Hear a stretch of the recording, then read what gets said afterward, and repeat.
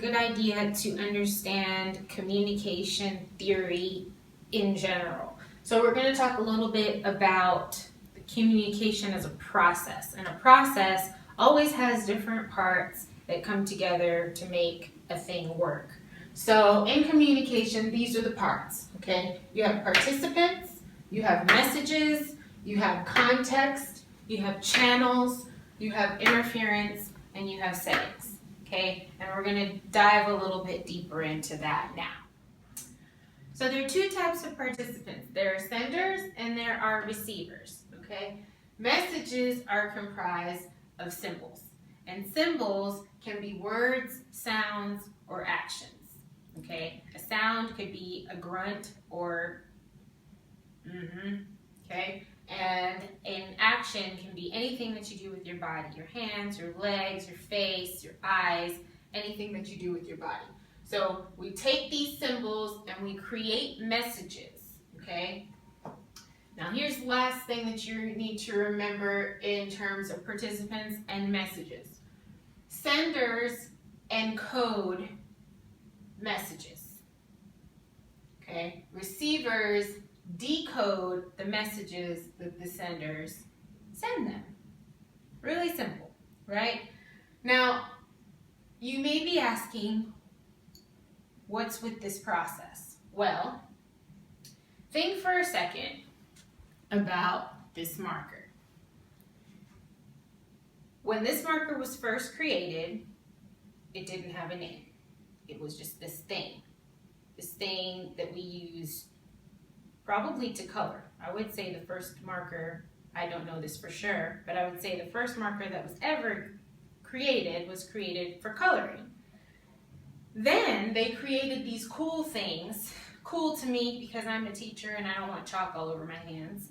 They created these cool things called dry erase boards, which required dry erase markers.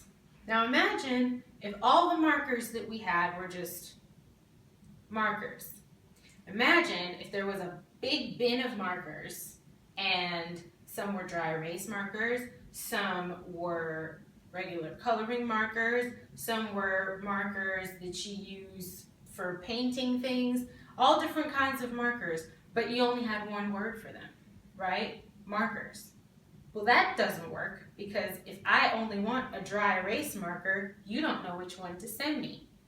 That's a really simple example as for why these words that are symbols were created, okay? The more technical answer is this.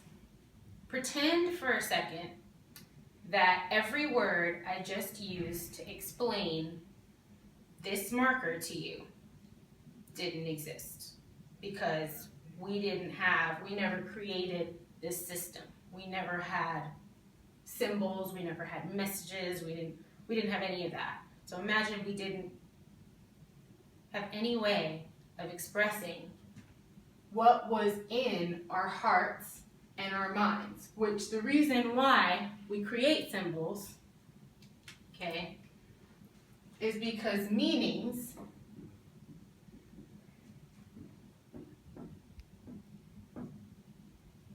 which only exist in your mind and in your heart, okay, so thoughts and emotions. Imagine a world where we had no way of getting these things out. That is why we have words, that's why we have sounds, that's why we have actions, and that's why we've assigned them meaning, okay? So, or have assigned them meaning in the outside world, because they have meaning already in our minds, okay? So imagine that world. This is kind of what it would be like. I would be looking at this camera, and I would be thinking all these things, and I wouldn't have any words to give you, so I'd just look at you. And I would hope that you understood what I was thinking, which is just not a way to go. Furthermore, you wouldn't know about this class. You wouldn't know that when this class was going to start. You would have never heard of Judson College. Judson College wouldn't have a name because Judson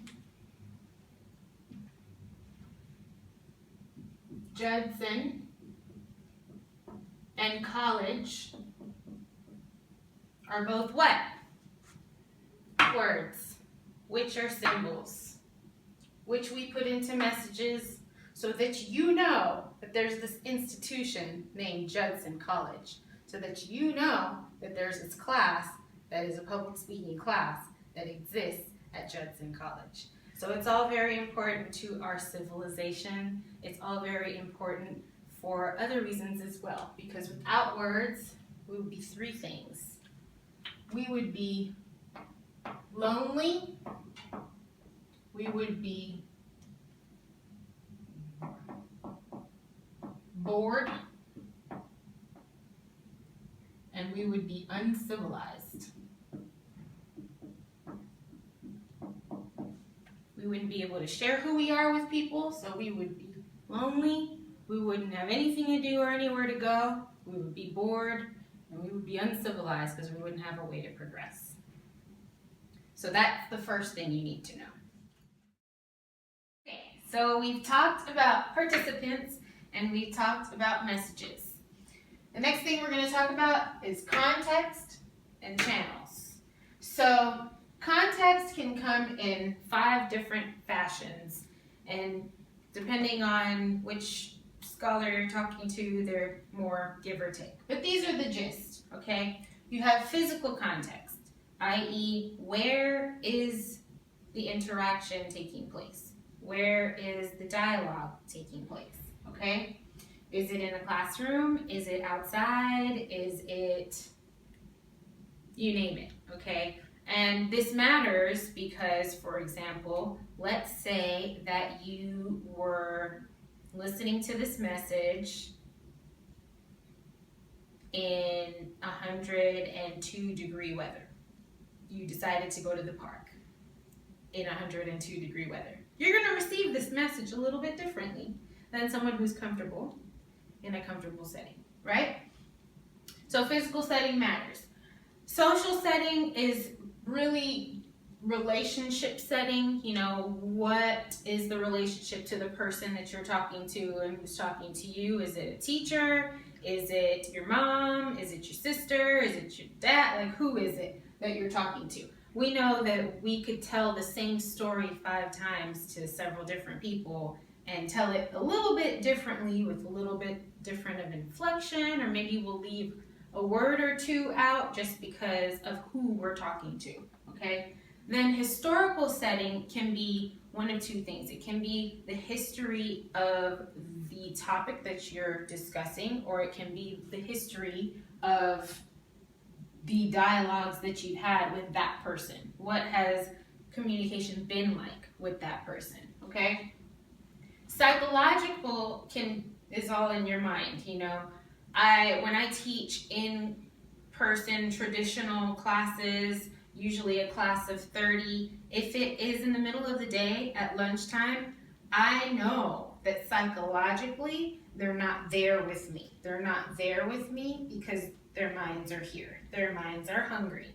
So oftentimes I'll bring snacks with me because I want them to hear me, right? Psychological setting can also be, you know, what is your mood today? What kind of morning did you have before you spoke to this person about such and such? Cultural is just like anything else. What are the person's attitudes, beliefs? How do they live their life? What do they live their life by? These things can drastically affect the way a message is encoded and the way a message is received. And if you've ever spoken to someone who is from somewhere else, or even if you ever spoke to someone who was from a different religious background, I mean, they could be speaking English, but they have just different belief systems. The way you say something can be received differently. Same thing for if this person is from China, you know, the way you send messages and the way they receive messages is going to be different, even if you're both speaking in English, okay?